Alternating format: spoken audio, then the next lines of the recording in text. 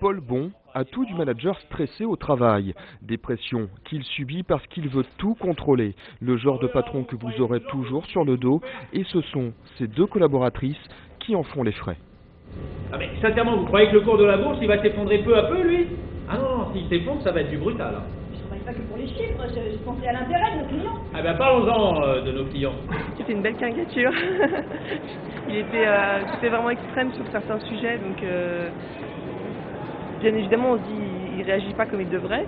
J'ai retrouvé chez Paul les mêmes défauts que chez moi, donc cette pièce je l'ai trouvée assez drôle, avec un côté assez pédagogique.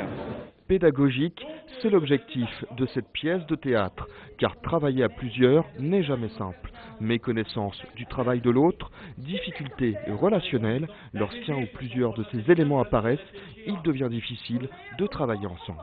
Je me suis retrouvée dans la situation, mais pile poil de ce que j'ai connu, avec management d'une équipe à une époque de plus de 20 personnes. Ça apporte une réflexion à tout le monde, hein, que ce soit le salarié qui se voit mettre en scène comme ça, ou le manager qui voit un petit peu la réaction des salariés entre eux. Effectivement, ça permet de se remettre en cause et puis de chercher des solutions.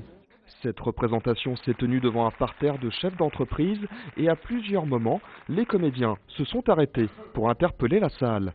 Une démarche interactive où ils ont proposé des solutions pour remettre la collaboration au cœur de l'équipe. Alors dites-moi, comment vous m'avez trouvé? Beau? Merci.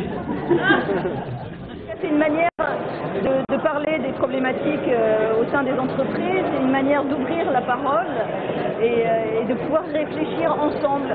Donc c'est pour ça que ce spectacle est interactif, c'est-à-dire qu'à un moment donné, effectivement, dans une situation de blocage, on fait appel au public et on lui dit, bon, qu'est-ce que vous en pensez? Qu'est-ce qu'on peut faire? Comment on peut améliorer les choses?